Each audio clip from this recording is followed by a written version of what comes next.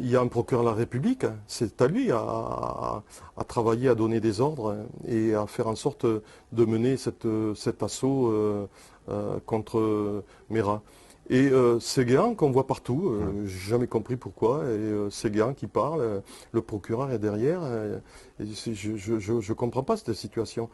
Pourquoi aussi a-t-on donné le premier assaut à 3 ou 4 heures du matin, alors qu'on ne savait même pas qui y avait à l'intérieur, on ne savait pas comment était cet appartement, on ne savait pas les armes qu'il possédait. Donc c'est presque envoyer des hommes au casse-pipe. Moi je suis persuadé que Haute Cloque, qui était le directeur du RAID à l'époque, ne devait pas être très content de donner l'assaut à ce moment-là. On réfléchit d'abord, on discute, hein, on essaie de savoir. On pouvait faire parler, puisqu'on a réussi à le faire parler, Mohamed Merah, plus tard. Donc pourquoi n'a-t-on pas essayé au lieu de donner ce premier assaut qui s'est soldé par des blessures du côté du RAID. Et même, il y aurait pu y avoir des morts parce que le RAID n'était pas équipé comme pour le second assaut. Donc ils étaient vulnérables.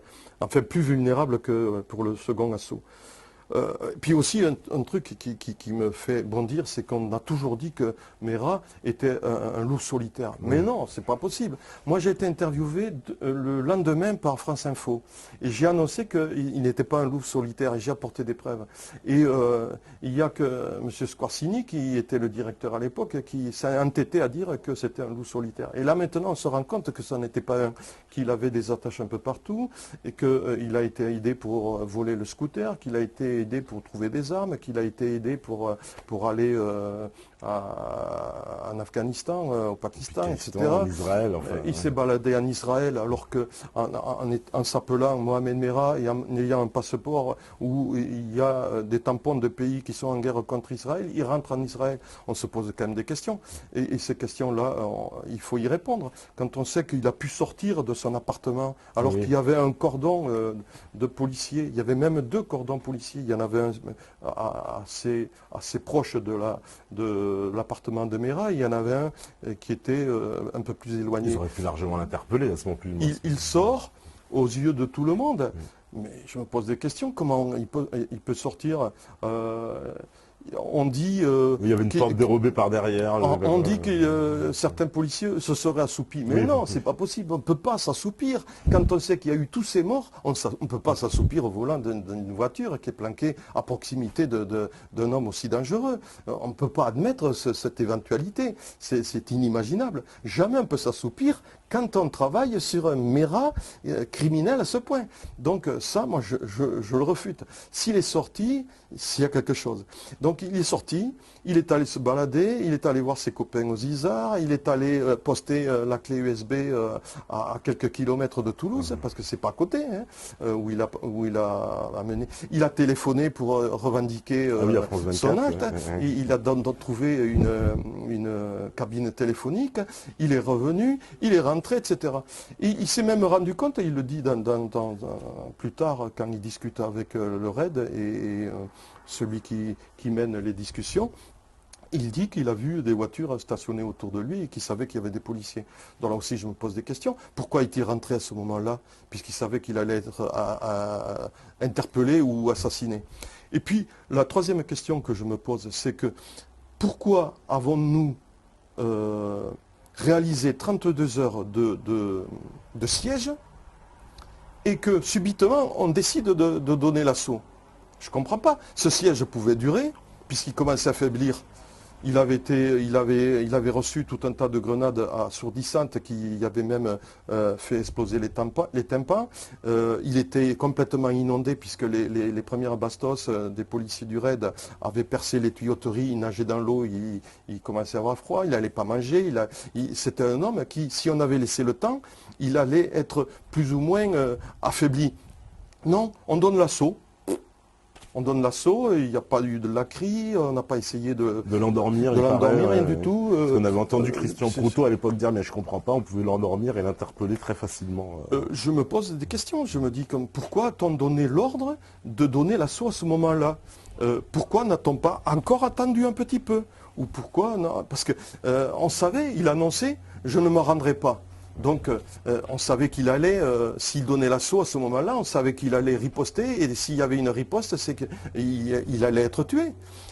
Il avait un gilet pare-balles, certes, mais on pouvait le toucher au visage, on pouvait le toucher aux jambes et même au bas du ventre, puisque ça ne descend pas en totalité, parce qu'il avait un petit gilet pare-balles, apparemment un gilet pare-balles qui appartenait à une femme. Et puis ce que je ne comprends pas dans ce petit périmètre, il faut savoir que l'appartement de Mera fait 6 mètres sur 6 à peu près, une trentaine de mètres carrés. Il est caché dans la salle de bain, et pour aller jusqu'au balcon, il faut qu'il passe dans le salon. Le salon est tout petit, il fait à peu près 3 mètres sur 2. 3 mètres sur 2. Où sont les gens du RAID? Il y a 15 mecs du RAID, plus Mera, 16 personnes dans un salon sur 3 mètres sur 2. C'est pas du tir, c'est du corps à corps. On pouvait le maîtriser. 300 bastos, comment on peut tirer 300 bastos dans un périmètre aussi étroit? Comment lui peut tirer 69 bastos en rechargeant? On le laisse recharger? Non, mais je rêve, moi j'arrive pas à comprendre tout ça. Je me pose plein de questions. Et puis après le corps, quand on voit le corps sur, je crois que c'est Entrevue qui a montré la photo de Mera, moi je l'ai regardé, j'ai agrandi la photo, j'ai regardé avec une loupe. Je ne vois pas beaucoup d'impact, hein. Je ne vois pas l'impact dont on parle d'un sniper sur la tête. Moi je ne sais pas, un sniper quand il tire avec des armes qui sont létales et qui sont puissantes. Si apparemment il est touché à la tempe gauche, et sur la photo effectivement il a un peu le visage tourné, donc on ne voit que le visage côté droit. Ça veut dire que la bastos est rentrée dans la tempe gauche et n'est pas ressortie du côté droit. Donc une balle tirée par un sniper qui rentre dans la tempe gauche et qui ne ressort pas de l'autre côté, on me pose des questions là aussi. Donc il y a plein de choses qui font que il y a aussi la revendication qui est faite par le papa de Mera, qui dit que lui, il a une discussion qui est faite avec le RAID qui n'est pas tout à fait, et qui n'est même pas du tout celle qui est officielle. Et comment n'arrive-t-on pas à récupérer comment on pourrait dire ça, cette transcription de la discussion entre le RAID que le papa de Mohamed Merah possède? Il y a plein de choses que je trouve bizarres. On permet Mohamed Merah, on cherche Mohamed Merah et on trouve un boxeur qui s'appelle Mohamed Merah et on le suit et on perd du temps. Alors que Mohamed Merah, on sait tous qu'il est à Toulouse. Pourquoi tout ça? Pourquoi tous ces problèmes? Pourquoi on n'arrive pas à le suivre quand il est... Pourquoi aussi on n'a plus cette fiche S sur Mohamed Merah?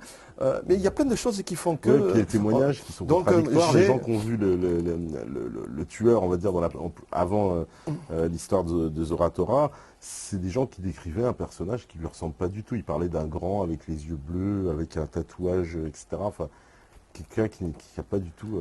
Alors là... C'est les témoignages qui ont été recueillis. Oui, mais alors il faut quand même dire que les témoignages sont toujours très fragiles. Hein. Oui. C'est vrai, ça ne correspond pas du tout à la silhouette de Mera, ça ne correspond pas au visage de Mera, puisqu'il n'a pas de tatouage sur le visage. Mais moi, je me suis rendu compte pendant 30 ans de police et plus que les témoignages sont très très très très fragiles. Donc cette dame peut-être, elle a mal vu, puis elle a peut-être fantasmé, j'en sais rien, je ne sais pas. Mais c'est totalement, c'est pas du tout le visage de Mera, c'est sûr. Ouais. Donc moi je pense que... Parce qu'il y a aussi l'histoire que les enfants, alors il semble-t-il, je ne sais pas si tu pourrais le confirmer, mais il semble qu'il n'y ait jamais eu d'autopsie des enfants qui ont été assassinés dans l'école. Alors que dans toutes les affaires criminelles, normalement, il y aurait dû avoir une autopsie, mais obligatoire. Alors là, c'est le seul élément que je n'ai pas. D'accord. Il me semble qu'on a rapatrié les corps directement en Israël, sans autopsie, sans rien. C'est bizarre. C'est bizarre parce que ça va à l'encontre de ce qui devrait se faire. Mais voilà, tu confirmes bien dans ces cas-là, normalement il aurait dû avoir une autopsie. Dans toute affaire comme ça, il y a une autopsie forcément. Je pense qu'il doit y avoir eu, ça doit avoir été fait. Comme il y en a qui disent que les enfants n'ont jamais été tués. faut pas pousser le bouchon aussi loin. J'ai entendu ça. C'est de la folie. Après, il se dit n'importe quoi aussi, il faut faire attention. Mais il est vrai que cette affaire Mera, moi je développe une vingtaine de points qui sont très obscurs. On trouve aussi une carte d'un policier dans le box où il y avait le scooter. Que fait cette carte de policier dans le box du scooter, où il y a le scooter?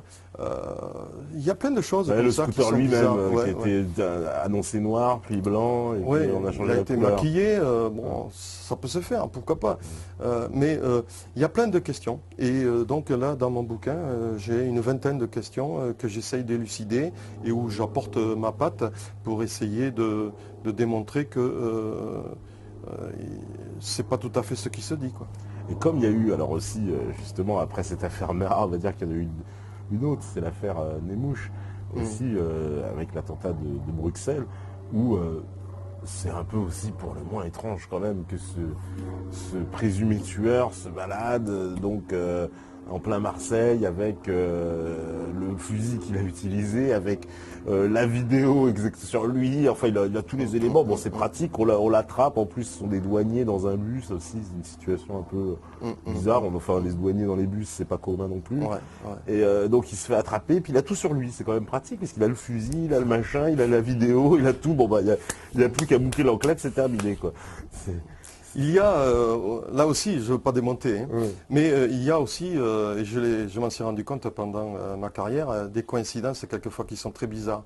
Bon, après, est-ce que cet homme pensait ne jamais être pris et il a pris des risques pour voyager avec toutes ces preuves sur lui? C'est vrai que ça fait bizarre. Ça fait un peu pas crédible, même un amateur ne le ferait pas. Non, c'est sûr, c'est sûr. Alors, a-t-on affaire à un type bizarre ou fou? J'en sais rien. Mais cette affaire, je n'ai pas suivi spécialement et donc je ne peux pas trop amener je peux pas trop. Mais tu trouves quand même qu'il y a des éléments d'entrée, que ça paraît. C'est vrai qu'on peut se poser des questions. On peut se poser des questions. C'est sûr. C'est sûr. Et donc, parce que justement, alors, pour continuer un peu dans cette vague, c'est un peu pour en arriver à un des plus grands false flags de tous les temps, c'est le 11 septembre. Hein, donc on dérive un peu, je digresse un peu, mais forcément on est obligé de se poser, parce que voilà, j'étais sous la main et je me dis, toi voilà, qui a cette expérience des services de renseignement, est-ce qu'une opération comme le 11 septembre peut-être avoir été menée par des services de renseignement? Alors moi, quand l'affaire du 11 septembre s'est déroulée, on était à Artigat, où il y a la communauté d'Artigat, où Mera, le frère de Mera, Abdelkader, fréquentait déjà ce lieu avec Sabri Essid, etc. On travaillait déjà, il y a longtemps qu'on travaillait sur la communauté d'Artigat, et on nous a demandé de revenir immédiatement parce qu'il se passait des choses étranges. Et donc on est rentré au service et c'est là qu'on a appris que des avions s'étaient catapultés contre les tours et que les tours après s'étaient effondrées. On a vécu ça avec beaucoup de surprises. J'ai su plus tard que les services secrets avaient amené des informations aux États-Unis en disant qu'ils étaient susceptibles de faire l'objet un jour de... Mais ça avait transpiré dans la presse, que les Français avaient prévenu les Américains. Voilà, tout à fait. Il y avait même d'autres pays, je ne me souviens plus lequel, je ne sais pas si ce n'est pas l'Italie, qui avait transmis aussi des informations dans ce sens. Moi, je me pose des questions, c'est que quand je vois que cette tour s'effondre, parce que les poutres fondent, tout fond sous la puissance du feu, c'est un amas de fumée, tout a fondu et on retrouve le passeport de Mohamed Atta, qui est un des instigateurs de cet attentat. Et il est pratiquement intact, il n'a pas brûlé. Pourquoi tout brûle, tout fond et le passeport ne fond pas, ne brûle pas? L'a-t-on posé là pour faire une signature? Je me pose plein de questions. Quand l'avion percute, comment il s'appelle, le Pentagone. Le Pentagone. Il est obligé de faire un rase-monte, d'éviter des lignes à haute tension et tout ça. C'est conduit par des apprentis qui se sont, habitués à conduire des avions long courrier sur des simulateurs. Ils étaient très forts quand même. Hein. Ah bah c'est ce que disent les contrôleurs aériens qui ont retracé le parcours de l'avion, qui disent... Ils étaient très forts. Alors après, on se pose des questions. Il y en a qui ont écrit là-dessus et qui ont fait un tabac. Hein. Ils ont vendu des bouquins. Ils ne font pas comme moi. Je n'en vends pas beaucoup parce que malheureusement, j'essaye au maximum de dire des vérités. Et donc, lui, il a vendu ce bouquin très bien, mais il n'a pas toujours été pris au sérieux et il a même quelquefois été ridiculisé. Mais il a essayé de faire des efforts pour comprendre. C'est déjà une très bonne démarche. Et c'est vrai qu'on peut se poser énormément de questions. Et puis nous, on a eu AZF par la suite. Alors AZF, oui, c'est... AZF qui arrive dans la foulée. Oui, tout à fait. Et donc là aussi, c'est bizarre parce que on a enquêté et puis on avait trouvé des informations intéressantes. Ces informations qui étaient super intéressantes pouvaient aider, à mon avis, à aller plus loin dans des investigations. Et puis non, notre papier n'a pas plu. Et, par contre, il a circulé dans la presse. Hein, il est passé un peu partout, mais il n'est pas allé plus loin que la presse. Et on n'a pas pris nos informations au sérieux. Et je regrette parce qu'on avait quand même des billes et ça demandait à être poussé, à avoir des investigations supérieures, supplémentaires. On devait aller plus loin dans les recherches. Et ça, je le regrette. Quoi. Parce que qu'est-ce qui s'est passé à ZF? C'est quoi? Là, ils disent que c'est un accident et puis bon... pour l'instant, je crois que c'est en cassation encore et apparemment, les résultats disent que c'est un accident. Nous, on était partis sur un acte terroriste. Ouais. Et on n'a pas eu le temps de travailler très longtemps, donc on ne peut pas savoir si on s'est trompé ou si on avait raison. Mais moi, j'aurais bien aimé avoir... mais si j'ai le temps, j'écrirai un livre sur cette affaire-là. Ouais, parce que j'ai pas mal de renseignements et d'informations qui me permettent de me poser des questions. Quoi. Il y a des zones d'ombre. Il y a des zones d'ombre quand même dans cette affaire. Total essaye de les refaire ressortir, ces zones d'ombre. Je ne sais pas s'ils y parviendront. Mais puisqu'il y a des zones d'ombre, moi je demande, je ne comprends pas pourquoi on n'essaye pas de les éclaircir. Et au contraire, on les abandonne et on s'obstine à aller dans un sens qui arrange tout le monde, c'est l'accident. Bon, peut-être c'est un accident, peut-être nous nous sommes trompés, mais on n'a pas fait les investigations qu'il fallait faire puisqu'on ne les a pas menées au bout et puisque la PJ a pris les choses en main et donc c'était un accident, c'est un accident. Moi je ne peux pas aller plus loin que ce qu'on a fait. Et maintenant je suis devenu un homme de la rue, je ne suis plus policier et j'aimerais bien essayer de trouver des informations, des témoignages et de faire ma petite enquête à moi.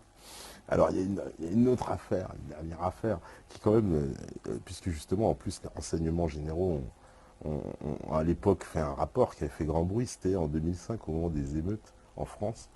Et c'était lorsque Nicolas Sarkozy était ministre de l'Intérieur. Et donc le rapport des renseignements généraux, lui, précisait qu'il n'y avait pas trop de leaders dans ces émeutes et que c'était plutôt des groupes un peu sporadiques qui agissaient sans véritable concertation.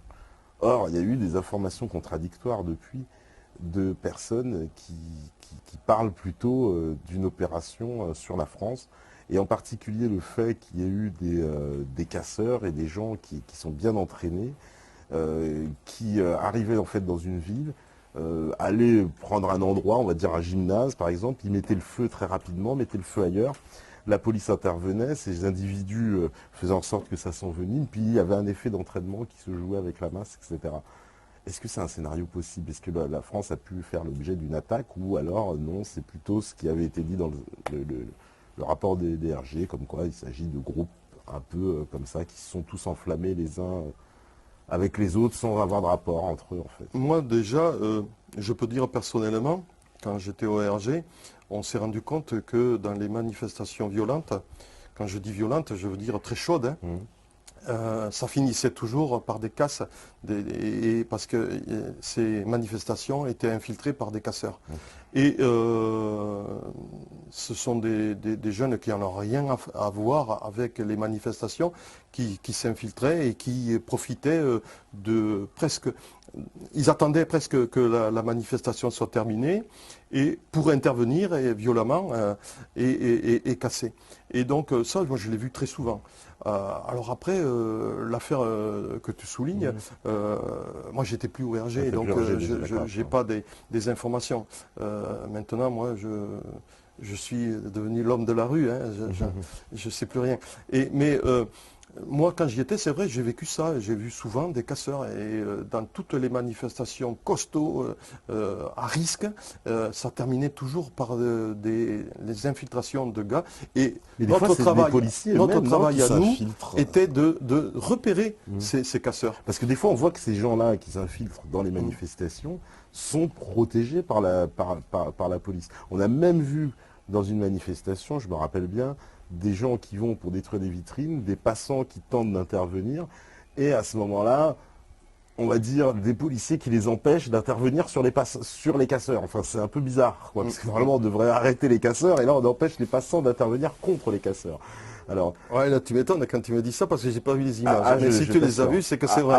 Et donc voilà, je tombe des nues parce que nous, je peux te certifier que on rentrait dans les manifs, on s'infiltrait dans les manifs nous aussi.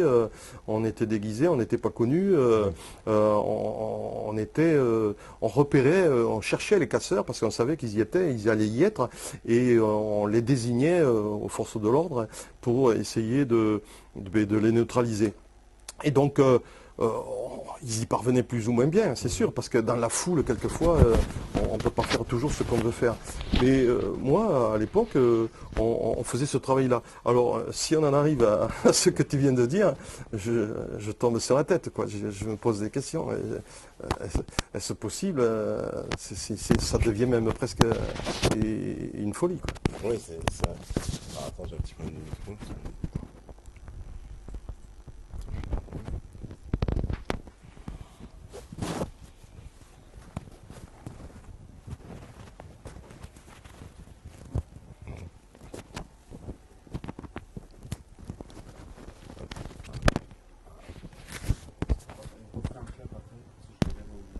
D'accord. Ah, attends, je vais mettre de l'autre sens. Non, ça va. On peut parler? Oh. Il me fait souffrir, hein.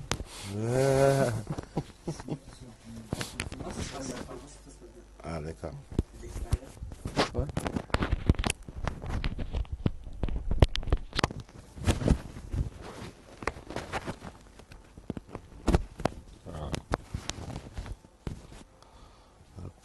Ah non, c'est bon.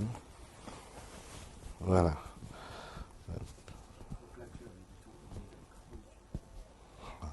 Quoi?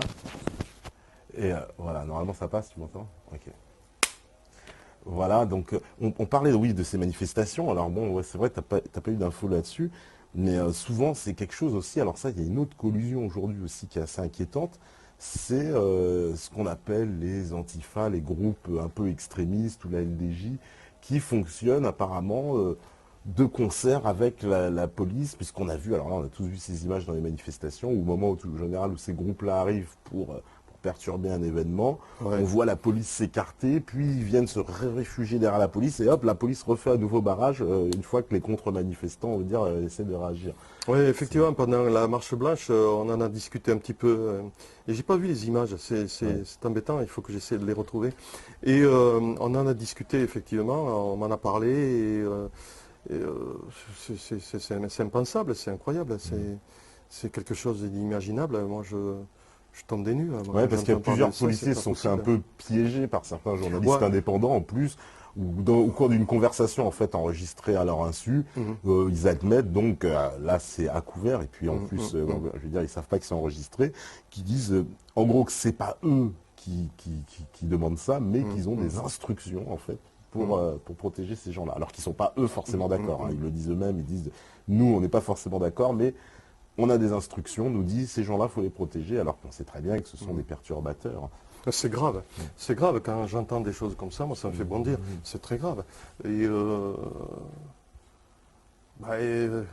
il faut que ces gens-là, s'ils ont fait ça, il faut qu'ils passent devant une commission et qu'ils soient traités comme des gens qui ont mal travaillé volontairement. Et donc, ils doivent être punis. Ils doivent avoir... même être virés de la police s'ils ont fait ça. C'est pas possible. On ne doit pas admettre des choses pareilles.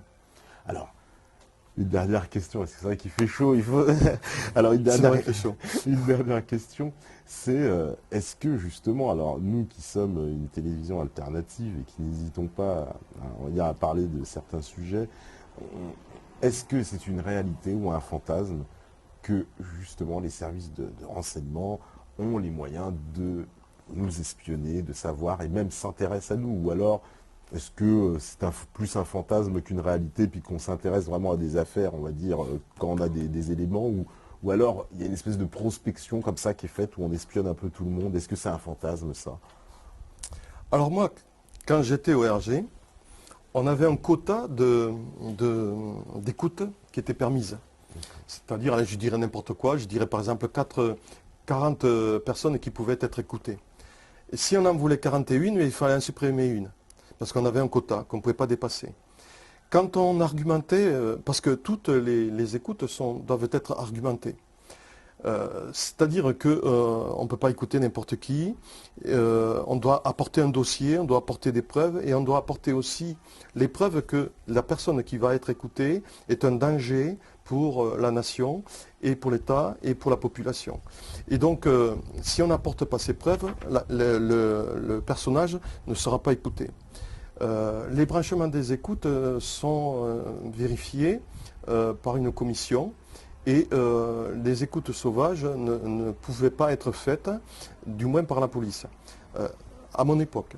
Maintenant, quand on parle d'écoute il y aurait une multitude d'écoutes, c'est très difficile aussi à dire parce qu'il y a tellement de personnes qui méritent d'être écoutées et que malheureusement on ne peut pas écouter parce qu'on n'a pas ce quota. Je ne vois pas comment on pourrait écouter une multitude de personnes.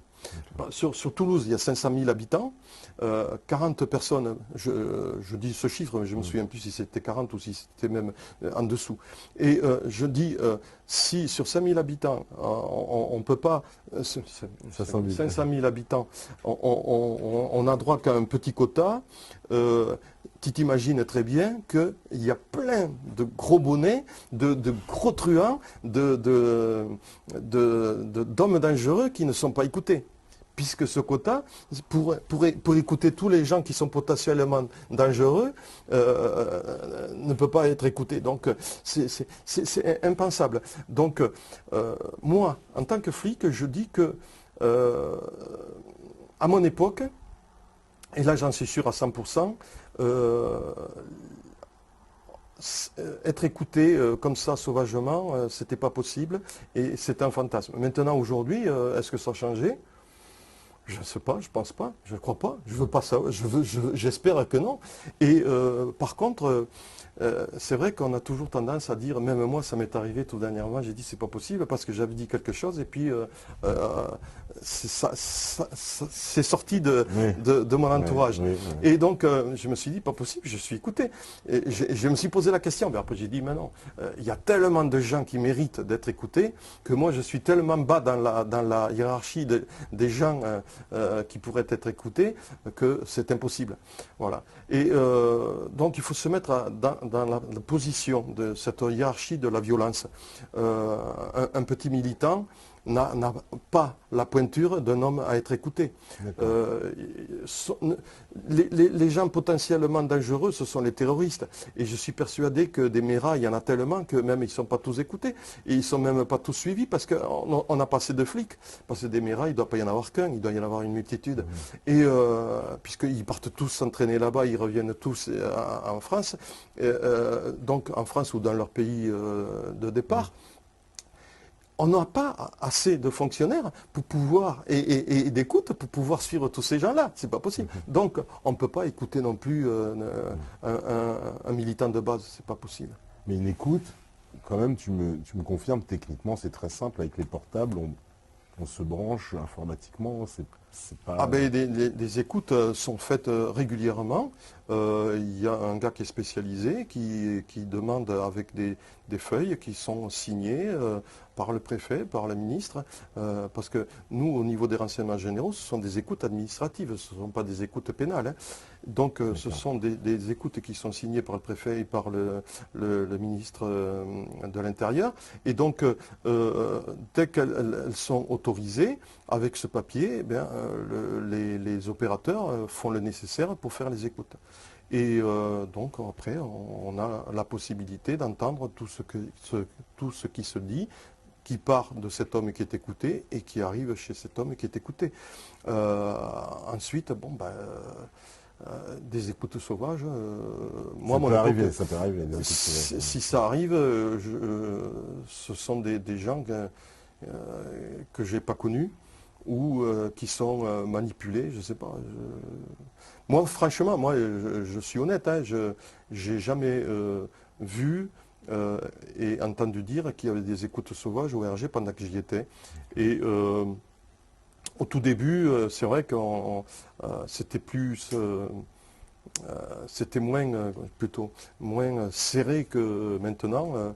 Maintenant, on a des obligations qui sont autres que celles que quand je suis rentré dans les années 1970, où on avait tout autour de nous un aéropage de gens bizarres qui appartenaient à la mafia, qui appartenaient au SAC, qui appartenaient à plein de gens. J'ai connu même ces personnages qui nous essayaient même de nous donner des ordres. Un jour même, alors qu'on était en protection d'une personnalité, on a été viré par les hommes du SAC parce que ils ont décidé de dire qu'on avait, nous, les RG, rien à faire dans cette réunion, etc.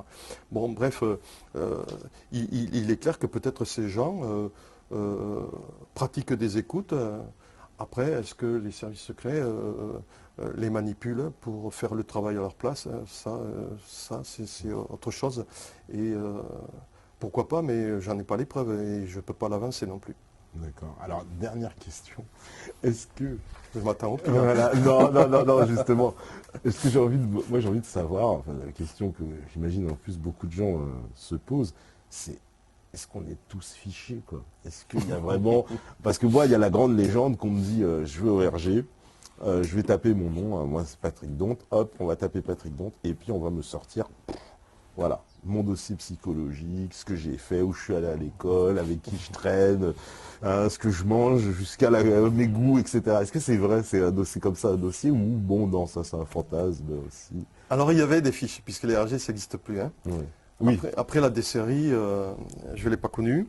Et après la désérie, c'est comment dire, ciblé sur un travail bien précis, c'est surtout l'antiterrorisme.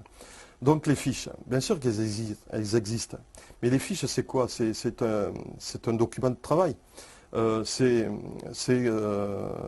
exemple, un homme politique. Tous les hommes politiques sont connus. Tous les maires sont connus. Tout le monde est fiché, puisqu'on a besoin de le connaître. Puis tout le monde connaît son curriculum vitae, même quelquefois on allait les voir carrément, on tapait à la porte. Vous me demandez de compléter. Bonjour, voilà. Ben oui, c'était rien de grave, c'était simplement, comment dire, un curriculum vitae. Et même, ça permettait d'éviter des erreurs. Parce qu'on pouvait parfois se tromper, pourquoi pas. Et après, il y a les individus qui sont dangereux. Ça, c'est autre chose. Ceux-là... on fait une distinction quand même entre le citoyen lambda et le dangereux. Il y a le côté administratif et le côté dangereux. ces hommes dangereux sont fichés, du moment où on a pu les identifier. Oui. Et cette fiche nous permet de pouvoir les suivre, parce que ces gens peuvent toujours apparaître, même s'ils passent un laps de temps de quelques mois sans se faire remarquer, ils peuvent rebondir et réapparaître. Donc nous, on a cette fiche, hop, ah oui, il habite là, et on va vérifier, on va directement donc à l'endroit où il habite. S'il habite plus là, ben, on rectifie la fiche, on met la nouvelle adresse. Donc c'est un suivi de travail, c'est un travail qui est obligé pour faire un suivi sur ces hommes qui sont très dangereux. Si on n'avait pas de fiche, on ne pourrait pas travailler. Et donc après, je pense que des gens très connus sont fichés parce qu'on a besoin de connaître leur curriculum vitae, parce que ce sont des hommes... Ces fiches, elles sont bien protégées quand même. Tout le monde y a accès. Parce que bien sûr qu'elles sont protégées, heureusement. Non, parce que en plus, vous savez que des choses très indiscrètes. Vous avez accès à votre fiche. Si vous pensez avoir une fiche, vous pouvez faire une demande auprès de la police pour pouvoir... connaître l'information. Ah oui, pour pouvoir... regarder votre dossier et savoir ce qui se dit sur votre dossier. La CNIL le permet. La CNIL le permet. Bien sûr. Donc, intéressant à savoir. Il faut savoir que ces fiches ne sont pas cachées. Elles sont à la disposition des gens qui veulent les consulter. Mais la plupart du temps, les gens ne le consultent pas. Moi, j'ai jamais connu, pendant que j'étais au RG, des personnes qui ont demandé à consulter leurs fiches. On n'imaginait pas, très sincèrement, je n'imaginais pas que ça pouvait se demander. Moi, je pensais que les RG allaient la conserver. Ouais. Et jamais, c'est plutôt intéressant de savoir qu'on peut donc aller demander sa fiche de RG si elle existe. Bien sûr, tout à fait. Moi, je vous invite à aller le faire, en tout cas. Aller fouder un peu les RG. En tout cas, merci beaucoup, Gilbert, pour cette entrevue, pour le Métatour. On va remontrer, oui, les livres, donc les coups tordus des services secrets français. Donc là, qui vient de sortir en mois de mars. Voilà, c'est pour ça que je montre celui-là en premier, puisque c'est le dernier bébé, si j'ose dire. Voilà, tout à fait. Voilà. Donc les coups tordus des services français, une façon de savoir un petit peu plus sur les grandes affaires et les grandes affaires de ces 30 dernières années. Édition Codken. Oui, les éditions vous le procurez aussi auprès de cette D'ailleurs, édition. Oui, tu as un site internet peut-être. J'ai un site internet où on peut effectivement aussi se procurer mon livre. D'accord, c'est quoi le nom du site pour les métalleux? Comme je n'y connais rien, je suis incapable de le dire mais en fouillant, on peut le trouver très facilement. On peut le trouver. Gilbert Abbas, vous cherchez, vous devrez trouver. Et ça, c'est mon premier. Ton premier livre, qui va encore tuer le Christ. Voilà, un livre qui parle surtout du satanisme et un peu de la pédophilie. D'accord.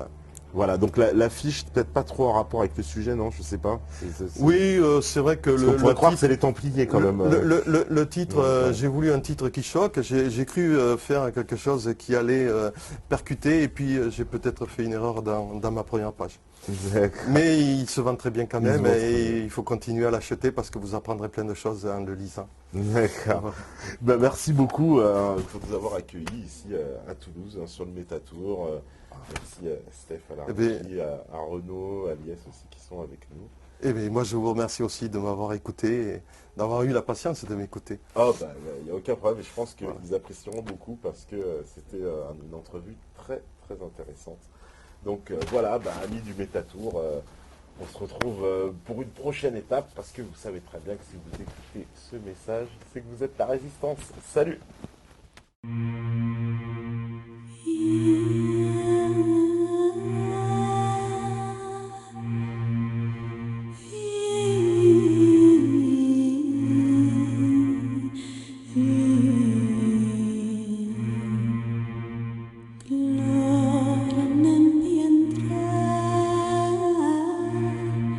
Si traen